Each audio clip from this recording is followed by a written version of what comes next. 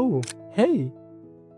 Recently, we got the chance to go to Alawa Primary School and test out VR headsets with Year 5 and 6 students. Thank you, Alawa Primary School, and thank you, Sandy, for letting us do this with your students. So I'll give you guys a rundown of what actually happened. We went there, students were super excited to see us. We taught them a little bit about the actual concepts that is going to be implemented in VR, and when they put the VR headsets on, the reactions were the best thing. Seeing them actually respond and play with the simulation and getting them curious to find out more about not just the VR headsets, but also about the actual concepts that we taught them was just a truly blissful experience for me and my co-founder. We also got the chance to interview Sandy to get her insights on education and making studies more hands-on and practical. So next up, I'm going to put on Sandy and that conversation I had with Sandy. So listen to that conversation. Tell me what you think. Do you think this is a good idea to actually go and test out VR headsets? Let me know in the comments.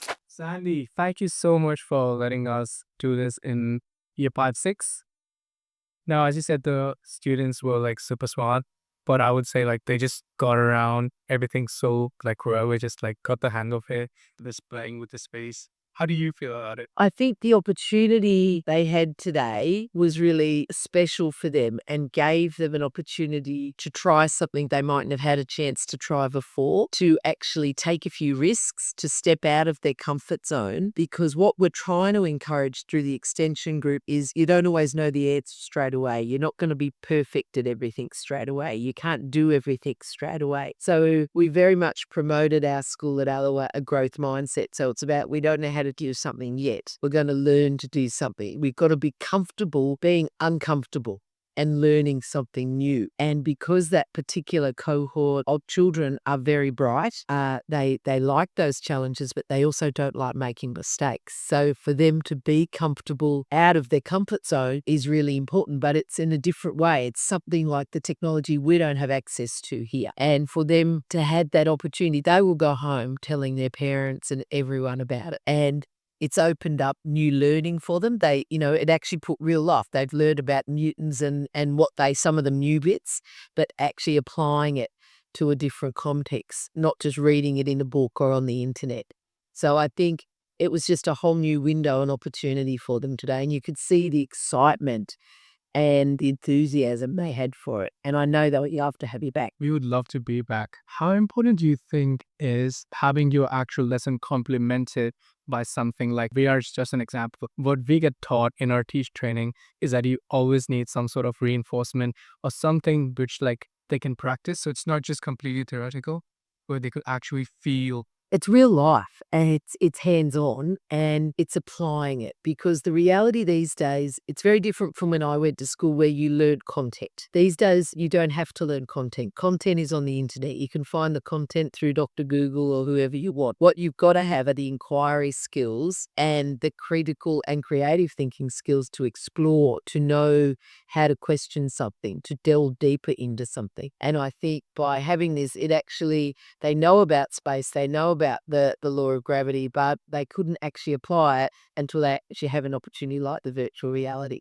So whether it's virtual reality, whether it's hands-on maths activities, which we promote here, whether it's going on an excursion or a field trip, it's actually putting real life meaning and context to the learning that they have. And I think that's critical for them. Absolutely. Do Alawa Primary School have more activities like these? I would just like to, out of curiosity, want to know more. We have a number of activities. We have a tech ninjas group, which are a group of children who love the ICT, and they go in the Lego League each year. We also have a tech interns group, which are the younger kids, 7 and 8, and they learn to code with robotics and things. So we do have some robotics. We also, coding is in the curriculum now. So we've got a couple of specialist teachers that upskill other teachers and then work with all the children in the school to try and build their capacity and capability there. It's even things as simple as every child from year 3 up has an email address, and they're all supposed to check their email once a week at school. And I get many emails from them, even when I'm not here.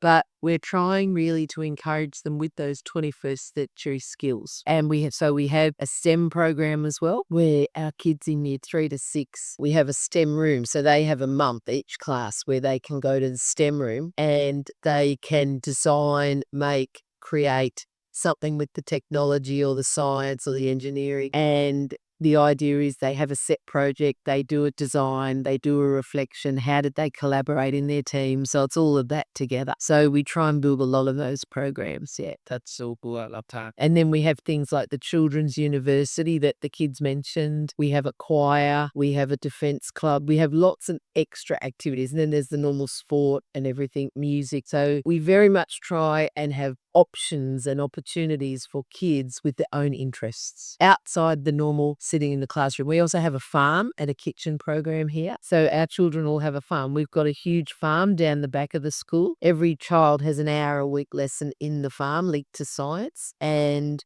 we have goats and chickens and ducks and guinea pigs, and we grow our own fish and then we harvest them and cook them and eat them. We also have a kitchen program where they actually learn cooking and things as well. And then we have a MasterChef competition, like on telly. We call it Junior MasterChef, and the kids stay after school and go in a cooking competition. That's so cool. He guys are doing so many things. There's a lot of things, but that's what kids need these days. It's not, when I went to school just a few years ago, but not, we sat and we did our English, our maths, our history, whatever. It's not like that anymore. It's inquiry learning, it's real life learning, and it's using alternate spaces like the farm and the kitchen and things like that. Yeah. That is so cool.